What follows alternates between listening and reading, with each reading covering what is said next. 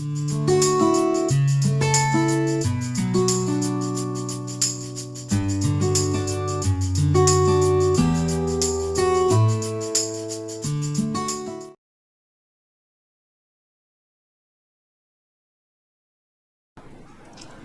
all.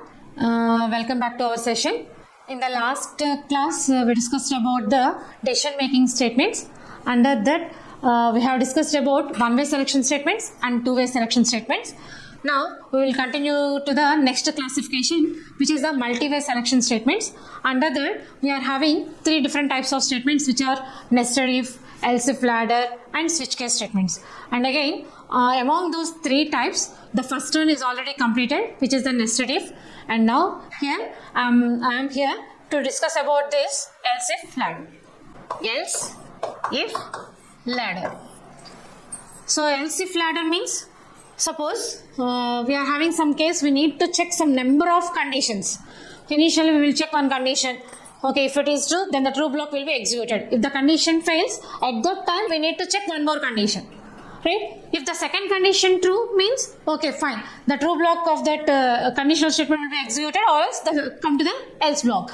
So, which means here, if suppose we are having some multiple number of conditional statements, then we need to use this else if ladder. When we when we observe the syntax of this statement, so initially check the first condition. Condition 1. If the condition true means, okay, fine, the true block will be executed. If suppose the specified condition 1 fails means we need to define else. But here, that is the case, we need to check one more condition.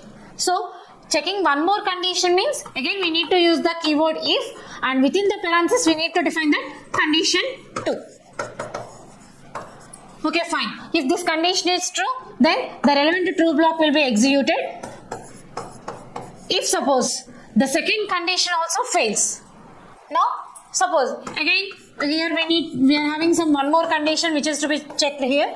Let it be considered as condition 3, and so on. If suppose we are having some number of conditions, there is no limitation on this number of condition. Let it be considered as condition n. So then execute the true block related to this condition. You can also write the else, define the else block. Here else means what? Previously defined n number of conditions fails, then finally control comes to this else block. Right? Previously defined all the conditions are failed means at that time the control shifts to this else block. So finally it will execute this false block. And again, here I am defining one more statement which is written as statement X. So, any one of these blocks will be executed. After execution of those blocks, any one of those blocks, finally control comes to this statement X. Not all the blocks will be executed, only one of them will be executed. After execution of that block, control finally comes to this statement X. Right? Simply draw the flowchart for this relevant syntax. So initially we are checking the condition 1, right? If the condition fails, okay, this side I am writing the true, okay, here I am writing the true, oh sorry,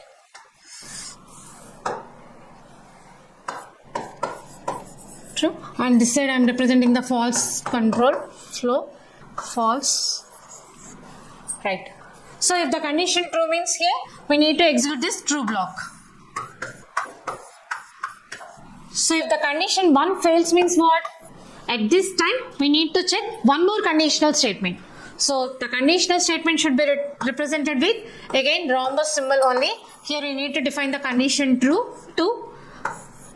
Here if the condition 2 returns true means execute the true block. If the condition fails means we need to check one more condition. So, and so on. Finally, here I am checking the nth condition. Right? If the condition true means, okay, fine, execute the true block of that condition.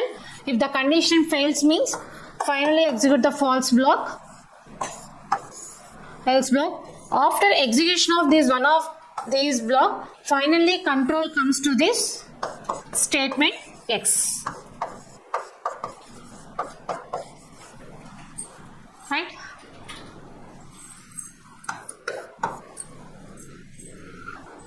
So this is the equivalent representation of the flowchart for this else if ladder. Right? So we will see one example program here for this else if ladder. First, suppose here I am considering the displaying the student grades based upon the marks, average marks. For suppose the average marks, here I am defining the conditions. If the average marks is greater than or equals to 90 means the grade will be given as excellent. Let it be denoted with letter S. If the average value is greater than or equals to 80 and average value less than 90 means, okay, fine, the grade will be given as A. If the marks is greater than or equals to 70 and less than 80 means the grade given as B.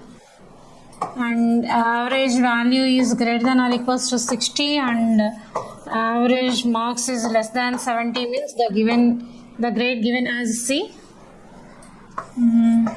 Average value is greater than or equals to 50 and average value is less than 60 means the grade given as D. Average value is greater than or equals to 40 and average is less than 50 means E. Otherwise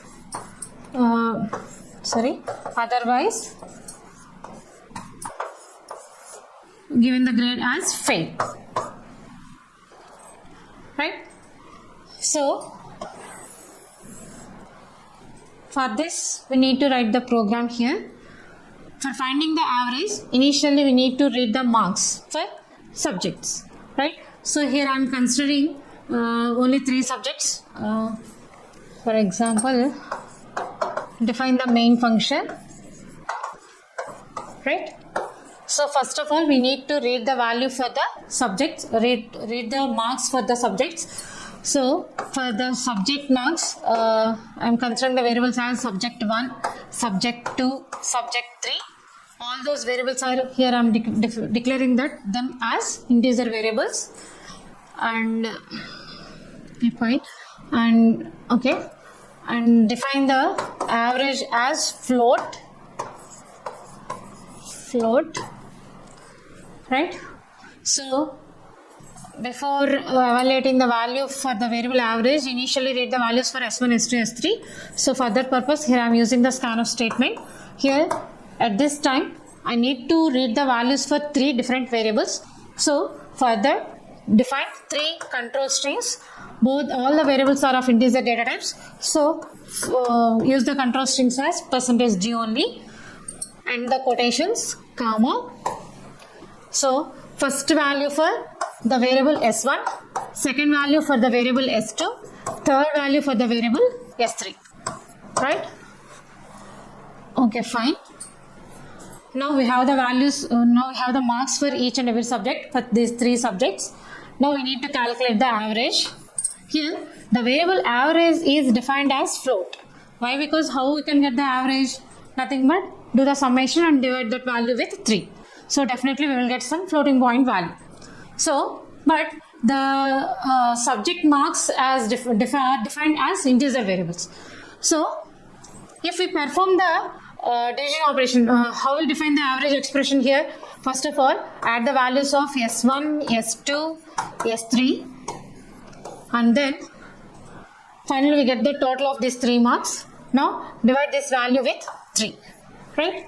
So when we perform this operation, these 3 variables are defined as integer variables, right? So all these 3 variables are integer means here the integer arithmetic addition operation will be done. Okay, so numerator value is integer and the given denominator value is also integer.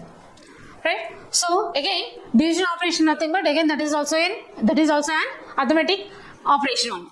Right? So in C programming language, while performing the arithmetic operations, either it is addition, subtraction, multiplication, division, whatever it may be, if both the operands are of same data type, which means here both the operands are of integer data types, in that case the written value will also be in integer format only. But which means, for suppose the value of S1 is some 44, the value of S2 is some 55, the value of S3 is some 67. Let it be. Now add these three values, 9 plus 12, 12 plus 4, 16, 16, 166. Okay, fine. Suppose here I am taking the value of 68, then in that case 12, 17. Okay, 167. The total value will be 167. Now divide this total with 3. Right?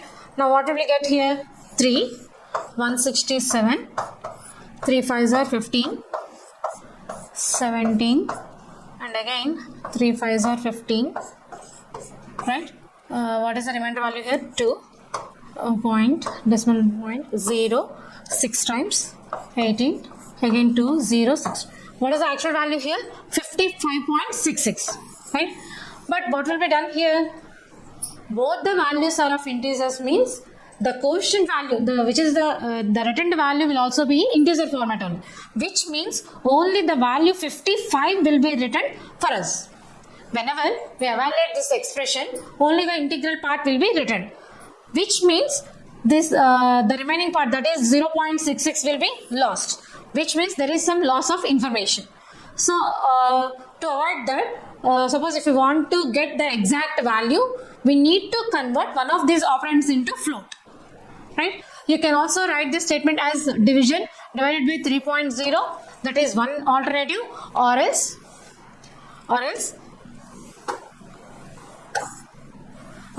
first of all convert the numerator into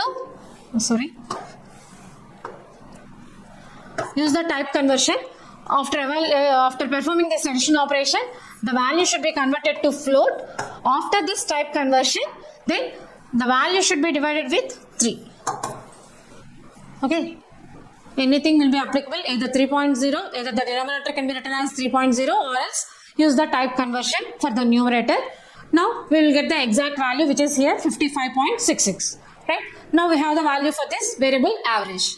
Now we need to check all these conditions. Right? What is the first conditional statement here? The average value should be compared with 90 and that should be greater than or equals to 90. Right? So write the conditional statement here. If, check the value, the average is greater than or equals to 90 means simply display that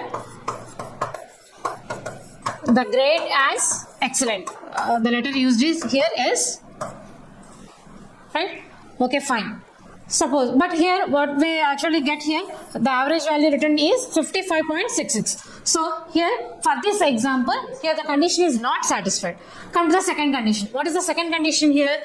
If the condition, first condition fails means else. And at the same time we need to check one more condition. So use the keyword if and define that condition. What is that condition? Average value should be greater than or equals to 80. And here we need to use the logical AND operator. What is the purpose of logical operators?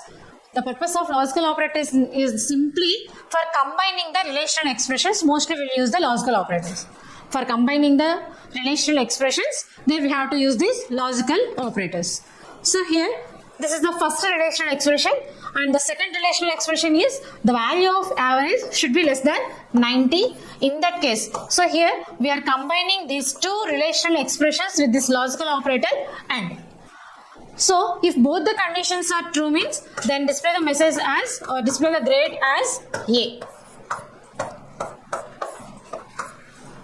If suppose this condition also fails, check the next condition. What is it? Else, if average value is greater than or equals to 70 and average value is less than 80. So in that case, display the grade as B. If suppose this condition also fails, and again this condition also fails means we are having one more condition here. What is that condition? So else, if average value is greater than or equals to 60 and average value is less than 70, in that case display the grade as C. Right? If suppose this condition also fails, we are having still one more condition. So define that condition. Else if average value is greater than or equals to 60 and average value less than 50, then in that case display the grade as D. Right? Similarly, you are having one more condition. There is a last condition, that which is if suppose the value of average is greater than or equals to 50 and the value of average less than what's here? We missed one thing here. Greater than 60, less than 70. So 50 and 60. Okay, here it is 50, sorry, and this is 60. Right? And what will be the next condition? The value of average is greater than or equals to 40 and less than 50. The average score which is in between 40 to 50. Right? So in that case display the grade as E. If this condition also fails, here at this step we are not having any condition to check. So finally, otherwise if all the previous condition fails means what? The student will fail. Right? So if all the condition fails is nothing but simply define the else block. So else, if previously defined all the condition fails, then simply control comes to here. Then at that time display the grade as fail. Right? So this task is completed. Finally close your main function. So this is the program related to else if ladder.